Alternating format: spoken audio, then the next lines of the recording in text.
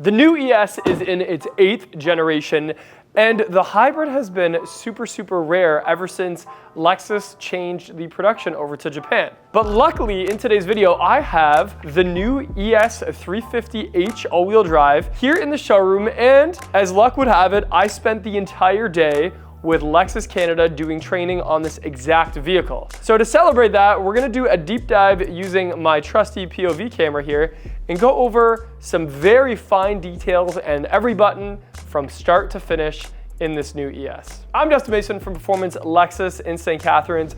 Make sure you hit like and subscribe for more Lexus content.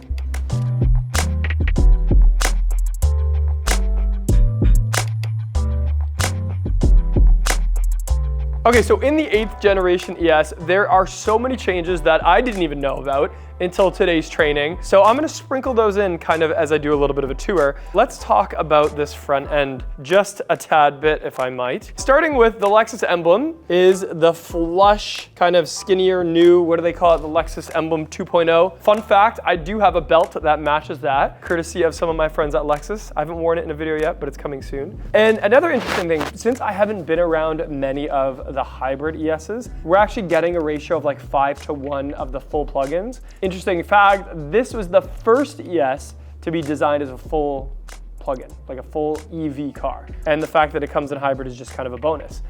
We all know it's a hybrid from this little vent right here. This vent is only here on the hybrid. On the full EV, it's closed off because this is some cooling going to that internal combustion engine. And obviously the EV doesn't need that. There is a lot of aero here. That's gonna be a common theme today. There's some active vents under here, even on the EV because of they open and close to cool off the battery or warm it up, etc. And you'll see a little bit of that spindle grille on the back. Now, a little animation I would like to point for you, maybe our editors can insert it here, is a golf ball. So if you could imagine a golf ball, and you know there's those little cavities all over it, the little roughness to help it fly. If that was fully smooth, it would actually drop to the ground quite quickly. That is very similar to what is underneath this ES. I'll try to give you like a little angle here. That's a very unique angle. So the whole aero and design of this car is to, like a golf ball, soar through the air. In fact, even the way the door handles are sculpted, even the body lines, all of it is to be a slippery surface and not have what us pilots,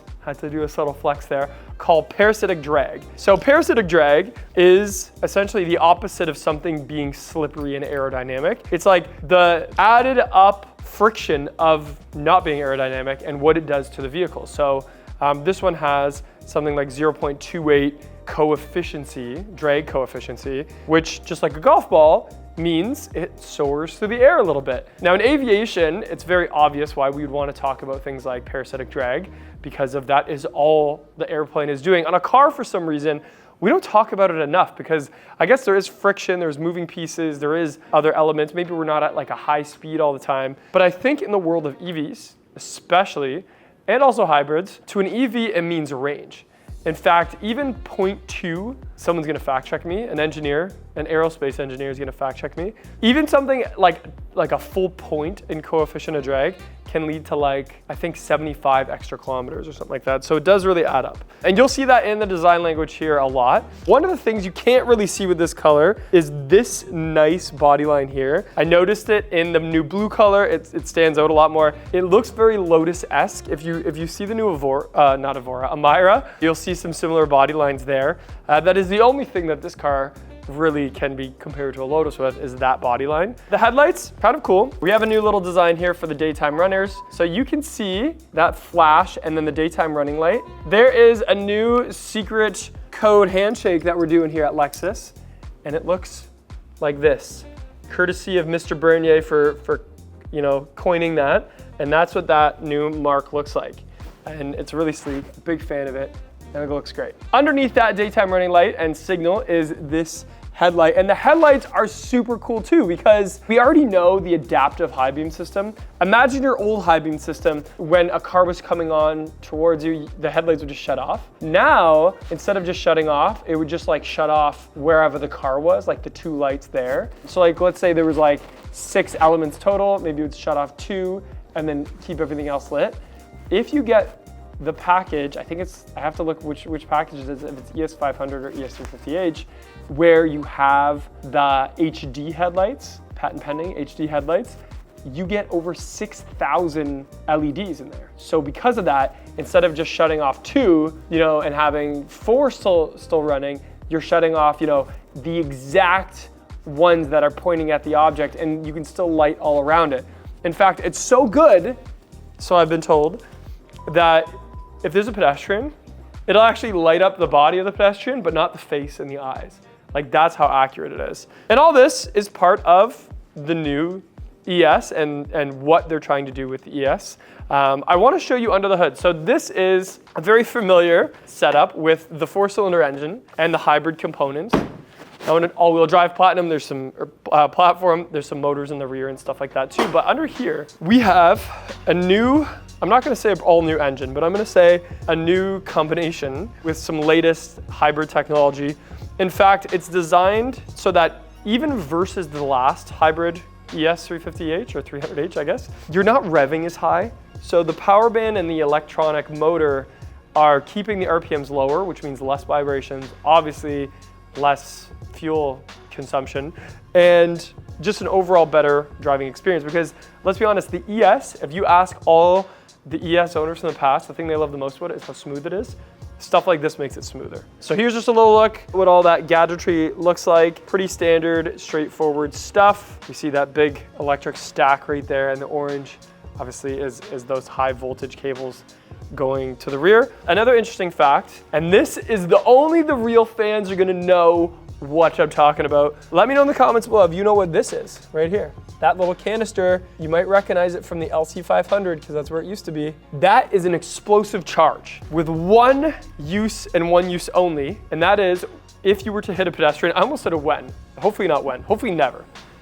If you were to hit a pedestrian, instead of them falling on to this, the way this is angled down, instead of you falling onto this and getting hurt, very much so, it's actually gonna pop it up instantaneously. I've never used that word before. Instantly, so that it's a bit of a cushion for that pedestrian. And the reason is because it's on such an angle now, just like the LC, that they needed to do that, I'm sure. Only Japanese manufacturers do that. No other manufacturer does that. So that is, one of those things. Are you gonna buy it because of it? Maybe, if you're, trying to save the pedestrian that you might hit, that could be why. But for the most part, it's just kind of one of those cool little nuances that Lexus thought of, and it just shows you how much detail and attention goes into the ES. Now, looking at the side profile, by the way, how sick are these mirrors? I didn't give those enough appreciation on my other videos. That is a good looking signal on that mirror. Yeah, big fan of that, that looks great. But zooming out, just taking like a little bit of an exterior shot here, it is a lot bigger than the previous ES. The ES has always kept getting redesigned and bigger. I remember when the 2018 got redesigned, so the 19, and it said that the back seat room was bigger than an LS. I was like, what? Why would they do that? With the LS sunsetting, is how we say it in the corporate world, now the ES has gotten even bigger. It's gotten longer, bigger wheelbase, longer wheelbase. It's gotten slightly wider, but almost nothing, and it's gotten taller. And the reason it's gotten taller is because of current market conditions say that the average human on planet Earth likes SUVs because of the getting in and out of it. So to kind of save the sedan world, Lexus decided to go with one that sits a little higher, making it easier to get in and out of. Now, another cool thing, so ES is known for riding smoothly, comfortably, and quietly. To do that, they actually have it that with this longer wheelbase, both the front seat passengers and the rear seat passengers are always inside the wheelbase. So they're not on top of any axle. Picture a skateboard. Now, I used to be a skater. I wasn't very good. I had a lip ring. I know that's gonna shock some of you, but I did think that I was a skater, listening to My Chemical Romance for some reason. And what I knew about skateboarding is a shorter board was really twitchy and you could feel a lot more. And yes, it was good handling, but like very unstable and very bumpy. If you switch to a longboard, the first time I rode a longboard, I noticed it was so smooth and buttery, and you could go faster because it was stable. Having those trucks, those wheels spread out further really changed the dynamic of the skateboard, and in this case, the ES350H. I hope I did a good job. I don't think any skaters watch my channel, but if they do, I should get back into it. That was fun. That's the side profile. Now, one of the details that a lot of people are gonna hate on is this guy. I will say, when I first saw the redesign, I was unsure too. I thought, what is Lexus doing? Didn't make sense to me. I didn't understand it. And now it's grown on me. I think it's not just for style. I think there is some function there. We talk about slippery surfaces. We talk about parasitic drag. That's where that comes from. If you don't like it, get the black color. The black washes that right out, and you don't even notice it. But it is part of the side. You'll notice the wheels. We have high efficiency wheel covers. That is part of that, trying to get rid of parasitic drag, get a smooth, quiet ride. There's a toss up here, people. It's not a full mag wheel because it's got a cover. The nice thing is a lot of our Lexus guests, no finger pointing, hit some curbs sometimes. And a lot of times you need a new wheel, you gotta refinish it. This is gonna be really easy to just go to the parts counter and buy for cheap and just pop it on. So that's gonna be really nice. Ooh, nice new Lexus emblem there too. And it's gonna give us better, let's see if you remember the word, drag coefficiency. Down to like 0.28. Speaking of drag coefficiency, we got this newly redesigned door handle. So I loved the latch, the E-latch handle of the NX, the RX, and all the other previous models. What I loved about it was the exit. I really liked that one motion exit. Getting into the car was just like, it was what it was. It didn't blow my mind. And in fact, when the car would die or when it would be really cold, a lot of my guests would say they got frustrated. This handle is very much semi-flush. So it's flush with the outside. There's just a little cavity here. You put your finger in there, and there is a little pad you press on to open the door. And then like the door is the handle. And the nice thing about that is that if the car is dead, the way to open it is so much easier than the previous one. You just go like that with your fingy. Yes, I said fingy. And you pop, if you need to get in there with the key, you pop this open. So that's pretty cool. I think Lexus listened to me personally about this because I think they're a big fan of my channel. And I think the engineers over in Japan were like, that Dustin guy's onto something. Let's do an easier door handle if the battery dies. So we came up with that. Speaking of door handles and batteries dying, if you were a previous digital key owner, you might have gotten frustrated sometimes. In fact, you might have spoken to your salesperson about digital key and they kind of changed the subject because it was one of those things that didn't work great all the time. But don't worry, Lexus listened and we have a new digital key. It's cool because it's not just based on the app. You can save it to your wallet on your phone, like your Apple wallet or your Android wallet or your Samsung wallet or your Huawei wallet or all of the LG wallets, whatever wallet you have on your phone, so that you use it just like a credit card. You can just go boop and it can open the car. So that part's pretty cool. To do it though, you have to put the card here somewhere, like up against this. And then inside the car, there is a spot for it. Now this one wasn't equipped with it, so I don't know if it's gonna, yeah, it's not gonna show me, but it's somewhere down here. You're gonna put it right there to open the car. And by the way, with that new card, even if your phone died, you still have 5 hours to use that wallet key card. So dead phone, you still get 5 hours to get in your car, get it started. And by the way, once you get it started, put your phone on that charging port, get it fixed. It'll be great. That's a great thing. And by the way, the new wallet key card I saw for the first time today, it is thinner than my actual credit card because it doesn't have a battery in it anymore. It's using near field communication. People say I need a speech therapist. I sometimes do. That was an example. A near field communication and a low microwave conductor, something rather, to communicate with the car. So it doesn't need a battery anymore. It's very, very cool. Talking about some coolness here, obviously a thing that I loved about the ES when it first got released is that kind of fastback design. I did think that was pretty cool. The car's so big, I almost kind of forgot about the fastback design. But nonetheless, I figured I'd point it out anyway. Let's go to the rear and we're gonna see some of that new design language. Oh, I'm gonna butcher the word that I wanna say. The new Lexus taillight is called a word mark. It's the Lexus word mark. I did it, I remembered it. It's super cool, look at that. How sick is that? Really, really sharp looking. I know you're thinking, well, every brand is doing it. Porsche, Genesis, everybody is getting their name spelt out. I do think Mercedes-Benz would need a bigger vehicle to write Mercedes-Benz. And I do think BMW, it'd be too short to write BMW. But Lexus is illuminating theirs, and you can see that on the rear. And by the way, when I keep hitting the unlock, it sounds good, eh? Like it's a new sound. It's a new beep. And I like that. It's almost like it's like a calming chime. You can see the signals are that L shape as well, and that's nice. Oh, the ES350H, by the way, is thinner and more to the body. Let's pop that trunk. In the trunk, it's big. That's what we expect for the ES. It's huge, lots of space. We got some emblems there. Actually, I didn't think to open this up earlier. Oh, that's the battery. Nice, super, oops, there we go, super accessible. That's nice. Hard to do with one hand, but that's what makes this channel fun, is sometimes I struggle a little bit. We're gonna look under here. No spare, but we have our tire inflator kit there. It's funny that you can see that there was almost a spare there, the anchor. A little bit of storage, we got our net, and most ES is our power trunk. Oh, look at this little panel. I thought that was kind of weird. That is an interesting bit, how this goes up with the trunk. And I don't know why. It must be part of that aerodynamic. But let's be honest, the best part about this new ES is the inside.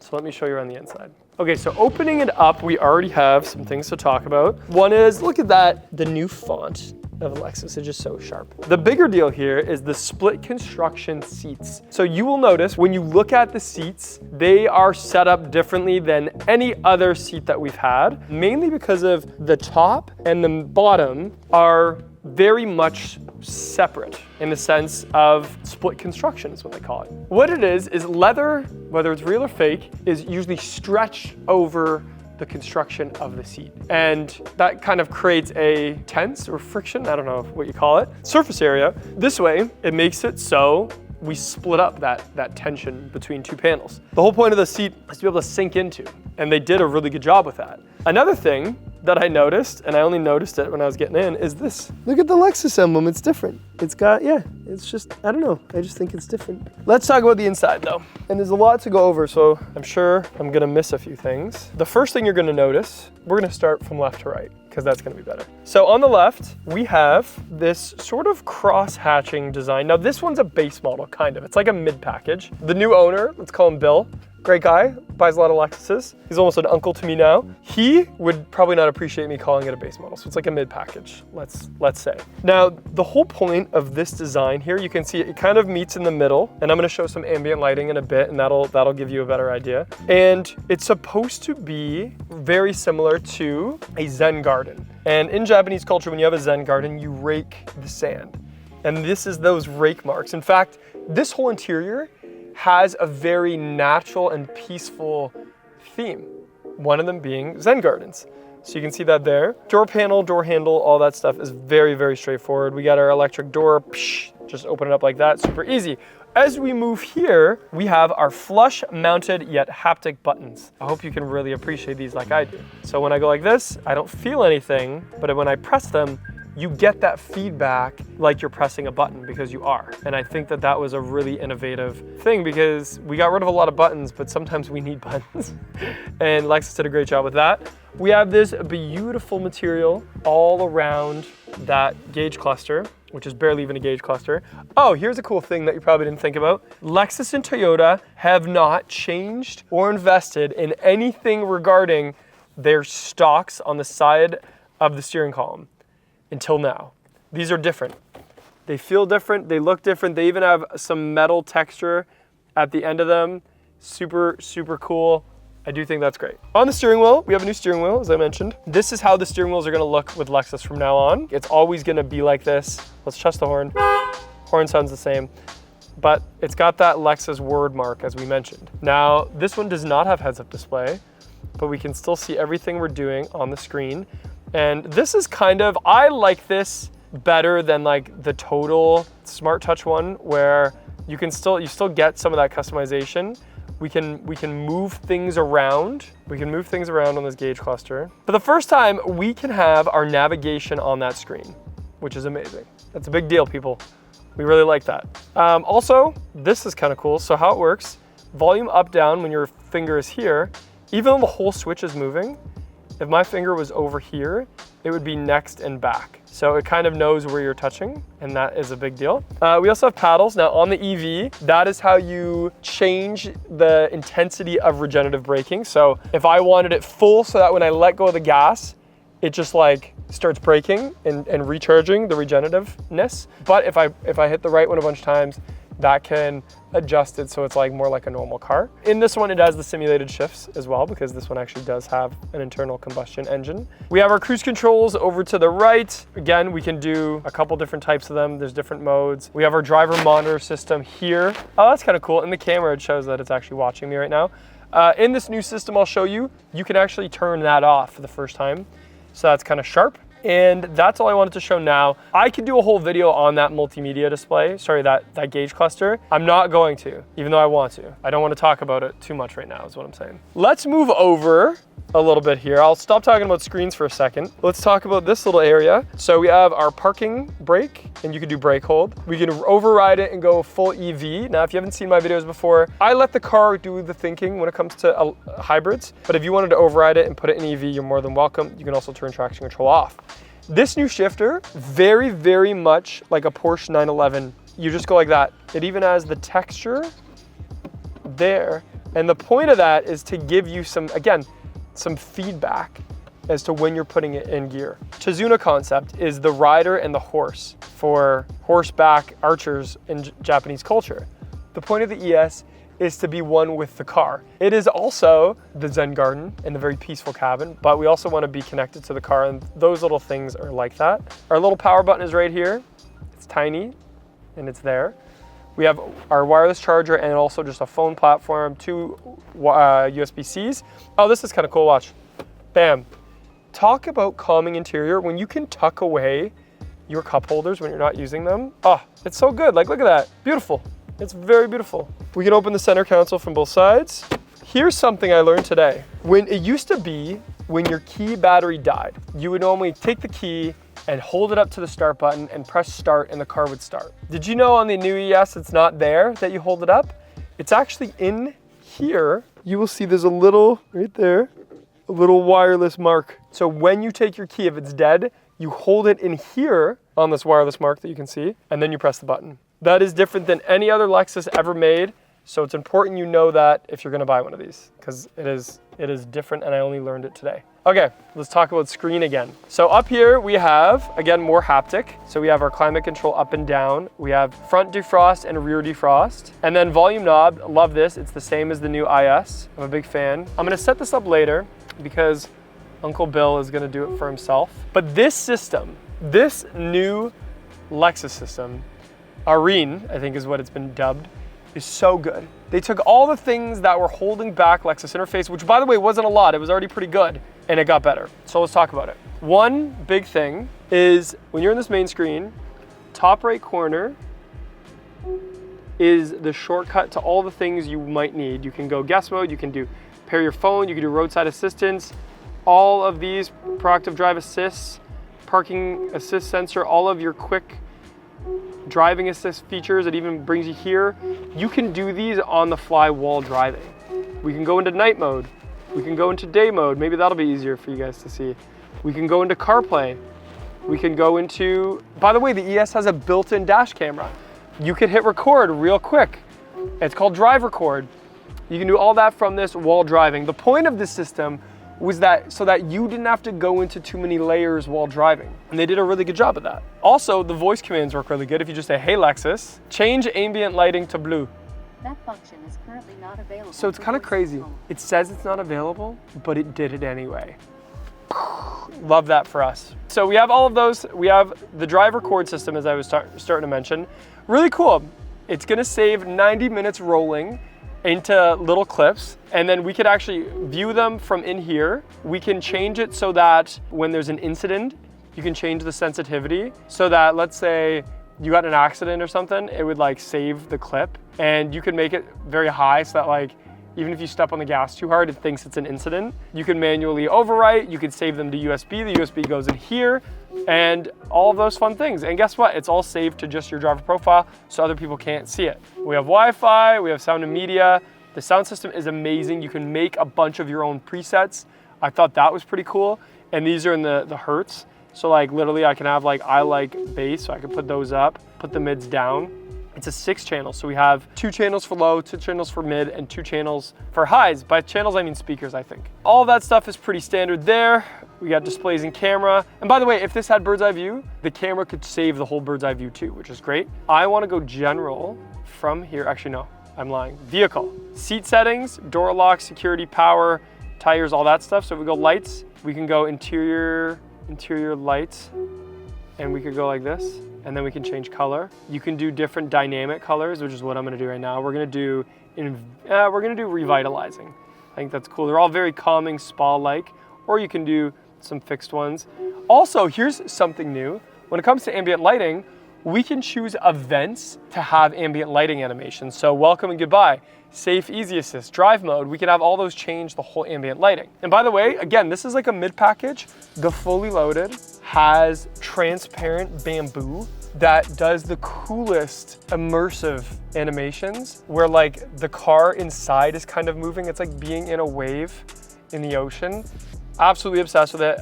I personally, Destin Mason, would buy this car for the bamboo ambient lighting. I know it's crazy to say. I'm a car guy, I'm a gearhead, I'm like an engines guy. I would buy this because that ambient lighting is literally a spa. It's so good, I'm obsessed with it. And look, there's even like texture to the ambient lighting. So yeah, that's pretty cool. Let's go back. We're gonna go back again. I'm not gonna get into all this. Security is an important thing. Here's something about the ES. It has a built-in remote immobilizer. If this car is stolen, you can call the police, who can call Lexus, who can shut her down, and it can't be started again. Even if they have a key. You have to make sure you have the police involved to do it because it's pretty aggressive. But yeah, it has that built in, which is cool. Drive performance, we can change some different drive modes. Eco, normal, sport, and custom. And by the way, they do some fun stuff over there while you do this. And you can configure the custom. And then destination prediction is an eco feature, and you can kind of turn that on and off. On the full EV, there's even days where you commute and it uses the screen for stuff. Boost fuel efficiency on commute days, that's kind of cool. On the electric, you can even plan a trip. And if you're using the cloud-based nav, you can like plan it for and have like plug-in stops. So if I said I'm going to Montreal, it'll say, okay, we're going to Montreal. Do you want to stop here, here, here to charge? So that's kind of cool. And that's a big deal for EV drivers everywhere. I think that's all I wanted to go here. I didn't want to blow everybody's mind with it. We can customize some stuff. So if I press and hold these, it'll let me go into a screen where I can customize stuff. And then I can be like, okay, do you want navigation and media on the screen, or do we want weather in there? We can move that over. Bam, boom. There we go. We could have weather right there. This system is really sharp. I'm a big fan of it. I'm gonna put on my cooled seat right now just because I can. And yeah, Lexus did a great job. The seats with that split design, so comfy. I have so much room. It is just a pleasure to sit here. Also, the steering wheel shape is different. There's like a different grab. If I had to pick one thing that I wish it had, there's no sunglass holder up here. It's just panel. And whatever, that is what it is. I'm not gonna cry about it any more than I already have. But yeah, there's no sunglass holder there. That'd be cool if it was. Let me show you the rear because that's where things also start to get a little fancy. Okay, so back seat of the ES is even bigger than before. Like I said, it got bigger in 19, it got bigger again. It's huge back here. This seat is like all the way back and I still have a ton of room. That seat is like where a normal person would sit and there's a fortune in between us. The ES is kind of like the new LS where a lot of it is meant for the rear. In certain packages, VIP package, you can have massaging seats back here, heated and cooled seats back here, everything that you could ever want and ask for, including an ottoman. You can have an ottoman here so that this seat reclines and is just beautiful. That's only on the passenger side though. For me, on this side, I have a ton of room. Again, higher packages have the curtain and stuff like that.